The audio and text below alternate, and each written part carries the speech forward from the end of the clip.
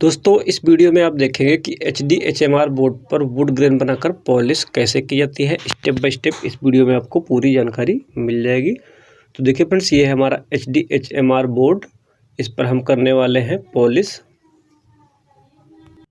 आपका MDF या फिर HDHMR बोर्ड किसी प्रकार का हो, किसी भी साइज़ का हो, सेम प्रोसेस से आप उस पर पॉलिश वाली लुक दे सकते हैं, उस पर रेसा बना सकते हैं। तो सबसे पहले फ्रेंड्स इसकी हमें करनी है सैंडिंग करने के लिए इसमें हम 150 नंबर का वाटरप्रूफ रेगमाल इस्तेमाल कर रहे हैं।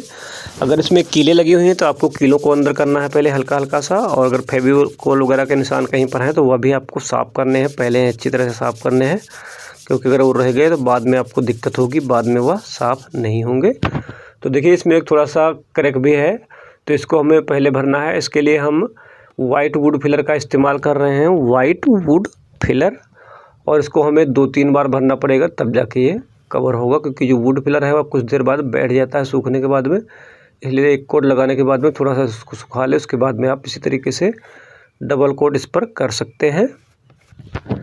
सूखने के बाद में इसकी हमें करनी है सैंडिंग। ये देखिए सूख चुका है। सूखने के बाद में इसकी हम सैंडिंग करेंगे। सैंडिंग करने के लिए हमने फिर से लिया है वही 150 नंबर का वाटरप्रूफ रेगमाल, और अच्छी तरह दबा के इसकी सैंडिंग कर देंगे। कहीं पर एक्स्ट्रा पुट्टी ना लगी रह जाए, इतनी हमें सैंडिंग करनी है।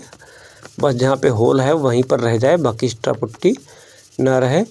ये कम खर्चे में हम पॉलिश कर रहे हैं, इसलिए इसमें सस्ता ही पेंट इस्तेमाल करेंगे हम।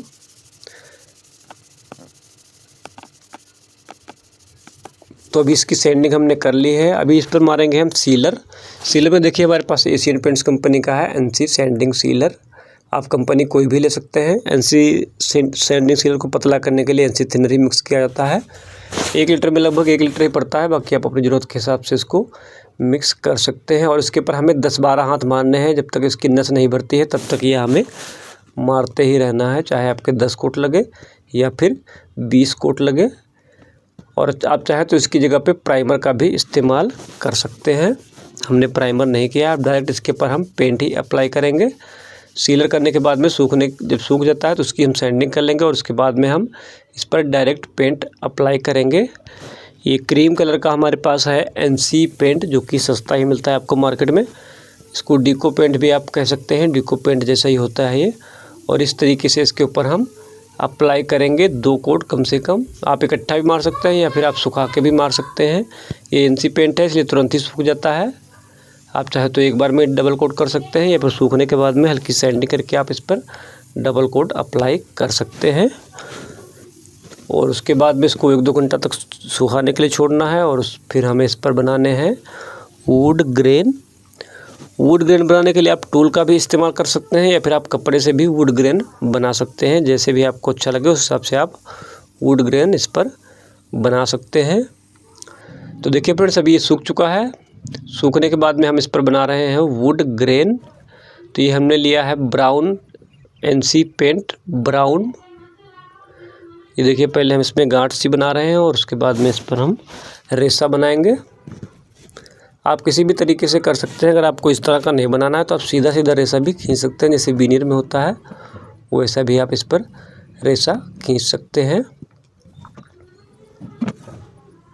ये देखिए इस तरीके से करना है। इस पर हम नेचुरल पॉलिश कर रहे हैं, हल्का सा कलर होगा, बाकी ये नेचुरल ही होगा। ये देखिए इस तरीके से हमें वुड ग्रेन बना लेना है। और उसके बाद में इस पर हमें गोल्डन येलो कलर से हल्का सा स्प्रे भी करना है, क्योंकि इसका कलर ब्राउन टोन पे है तो इसको हमें लाइट करना पड़ेगा। बाकी आप चाहें तो इसकी जगह पे गोल्डन येलो कलर का भी इस्तेमाल कर सकते हैं रेसा बनाने के लिए। सॉरी, गोल्डन येलो नहीं, गोल्डन ब्राउन NC पेंट होता है, G ब्राउन होता है। और आप चाहें तो इस पर ऑयल बेस का भी इस्तेमाल कर सकते हैं, कोई दिक्कत नहीं है। ये देखिए हमने लिया है G ब्राउन, ये है NC पेंट। इसको हम स्प्रे करेंगे हल्का सा, इसके ऊपर बिल्कुल पतला करके स्प्रे करेंगे, जिससे कि रेसे हमारे जो है उभर के बाहर आ जाएंगे। जैसा भी आपको रखना हो उस हिसाब से आप कलर कर सकते हैं इसके ऊपर। अगर आपको कोई दूसरा कलर करना है तो आप दूसरा भी कर सकते हैं, डार्क कर सकते हैं। अगर आपको रेड वगैरह करना है तो रेड भी कर सकते हैं। सूखने के बाद में इसकी हल्की सैंडिंग करेंगे, और इसके बाद में हम इस पर टॉप कोट लगाएंगे। हम इस पर ग्लोसी फिनिश करने वाले हैं, इसलिए हम इस पर मेलामाइन ग्लोसी का इस्तेमाल कर रहे हैं। बाकी आप चाहें तो PU ग्लोसी का भी इस्तेमाल कर सकते हैं और इसके हम 1 या 2 कोट कर सकते हैं। अगर एक कोट में प्रॉपर फिनिशिंग नहीं आती है तो आप इस पर सेकेंड कोट भी अप्लाई कर सकते हैं। तो देखिए हमारा 1 कोट में ही फिनिश हो चुका है पूरा।